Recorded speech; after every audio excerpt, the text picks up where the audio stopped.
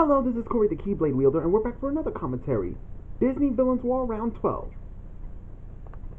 Before we continue, let's hear the music. That's a cool theme.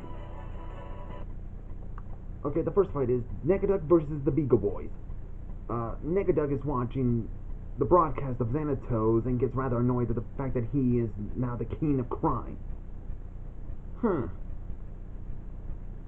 Negaduck decides to steal a priceless gem that he's got, but the Beagle Boys are guarding it.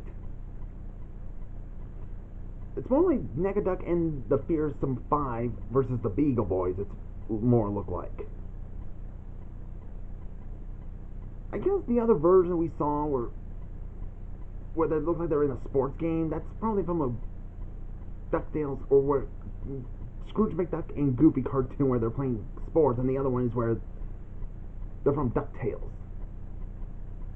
Although they managed to beat the Fearsome Five, and Negaduck has the upper hand. And he blows them all out, and now they're in jail. And the next fight, Captain Hook versus the Headless Horseman. Okay, now this one, I'll admit, that's my favorite one. That actually sounds cool.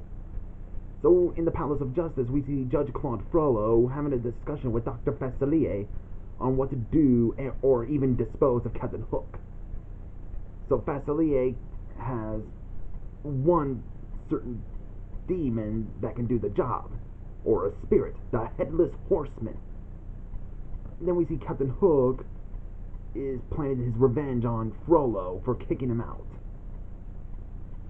But it turns out the Headless Hessian has arrived. What makes it favorite that this is a sword fight. We basically see the Headless Horseman chasing around Ichabod, but now we get to see him with a sword fight with Hook. Oh, somehow there's a cliff. Like, please, don't take my head! And then the crocodile is here.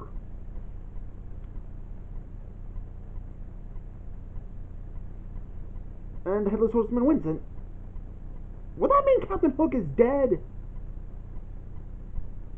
Dang. Okay, the crocodile gets his lunch now, finally. And, oh yeah, just like in the story, or even the 2003 film, the crocodile does completely swallow Captain Hook. I think that's what the book said. Okay, so we see Pain and Panic versus the Lonesome Ghost. Yeah, they're fearing that now and there's the forces of Facilier have to attack on the Forbidden Mountains. They fear who they could be facing. So the ghosts themselves. Yeah, I really like the Lonesome Ghost, and you know what's funny? These ghosts are afraid of other ghosts. I'm like, what do they think they were? Here's an anime kind of question. Who do they think they were? Immortal green men that could somehow turn invisible?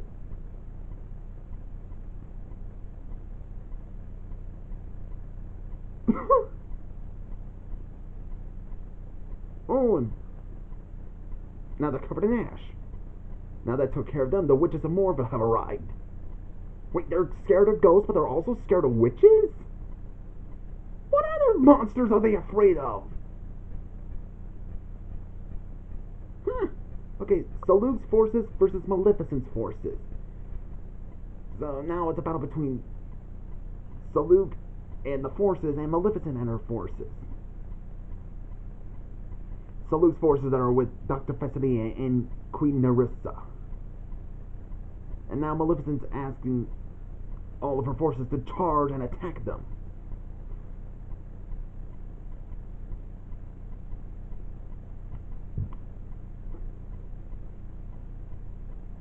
And now it's going to be a rematch, huh? Now we see Saluk fighting against his own men now. Well, since he's no longer part of the 40 Thieves now. Oh, and Maleficent spots the Shadow Demons and she zaps them with her magic. Now Saluk has upper-handed all of the 40 Thieves, and knocks down Shen Yu, but Maleficent turns him into gold. Man, this one a very graphic villain's defeat ever. Maleficent and her forces wins, and now Jackal and Mozart had to retreat.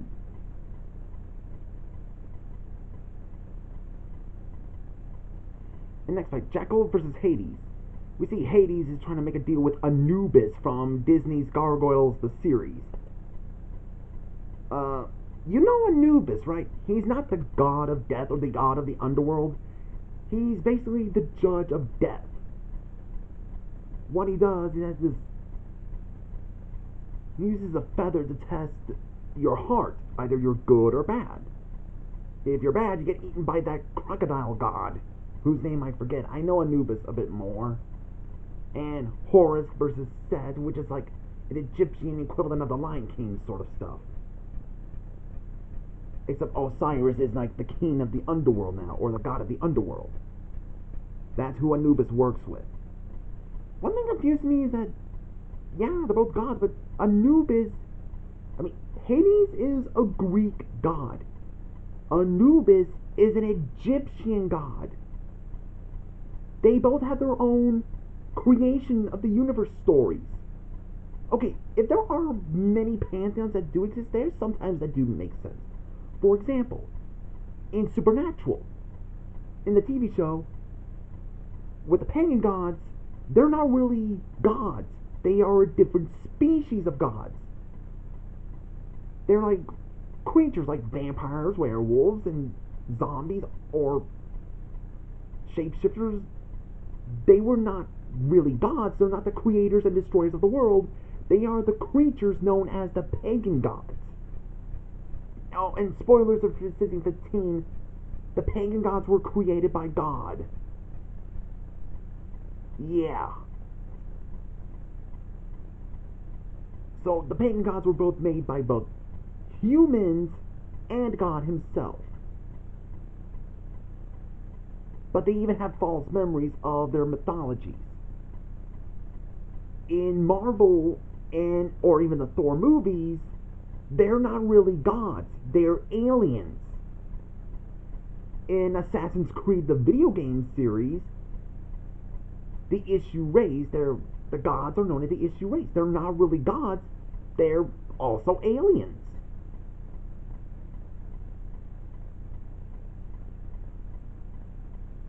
And, okay, maybe I'm just overthinking, because in the show, Anubis is one of the children of Oberon. The Fae, they're like different creatures. They're like the Fae. They're like mythical creatures in a way, kind of like fairies, sort of. There's different kinds of Fae. There's also the leprechauns and the pixies, and so maybe I'm overthinking. Maybe Anubis is actually a Fae pretending to be a god while Hades is the god. So that's probably it. But Anubis is just not wanting any part of the war because he's neutral.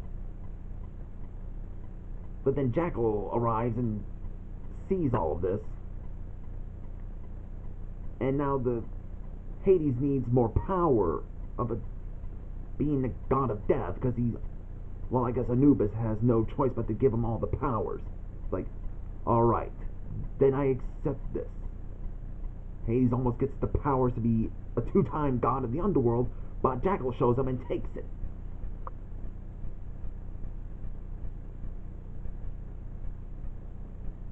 Oh, now, Jackal is literally the Jackal, because, well, Anubis is a Jackal, if you guys don't know.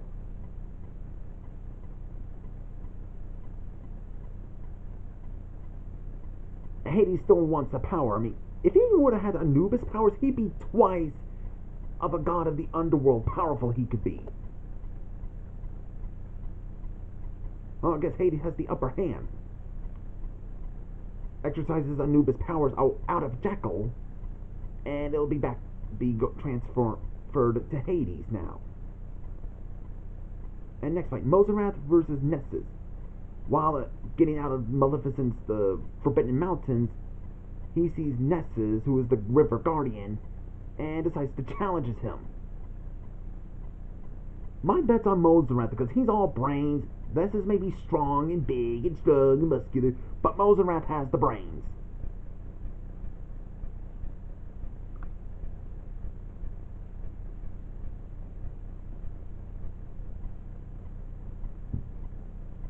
Yep. Figured Mozart wins. And Hades sees all this. Next fight. Oh, this is the last one. Cassim versus Nerissa.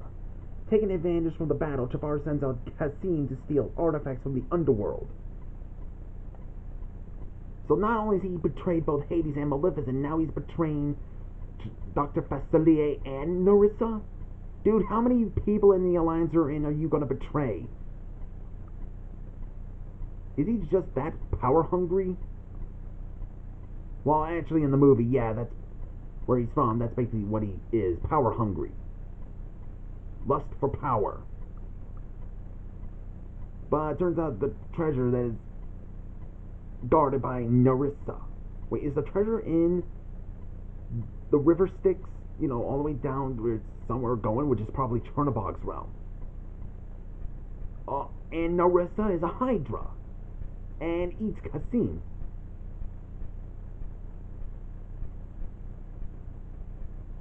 Okay, now for the epilogue.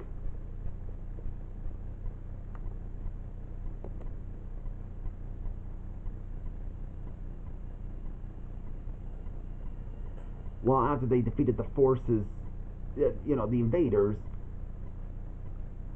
Maleficent is, how did flipping go again? Yeah, are completely rooted and decide to take refuge at another place. Yeah, they're gonna decide to take a refuge at another place now. What other place will they be going?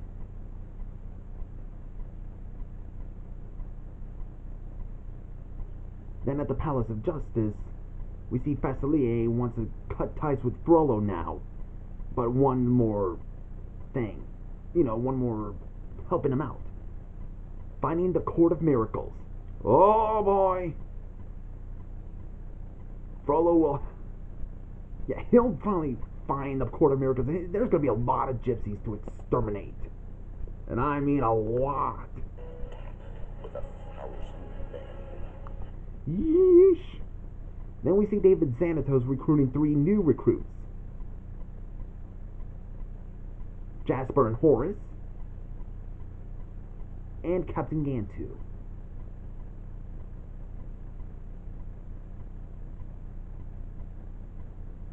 Interesting.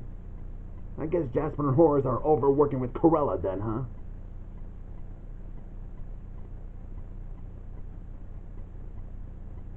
Then we see Zurg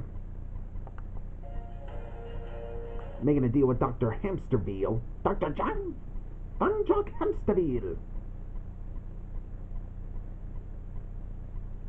Oh, and an army of Leroys. Yeah, this was their final Lilo and Stitch movie for the TV show.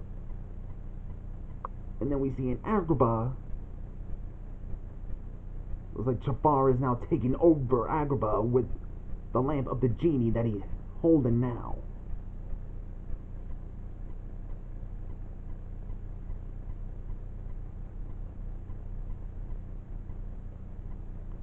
Whoa! And to be a genie. So that was Disney Villains War round 12. Pretty good.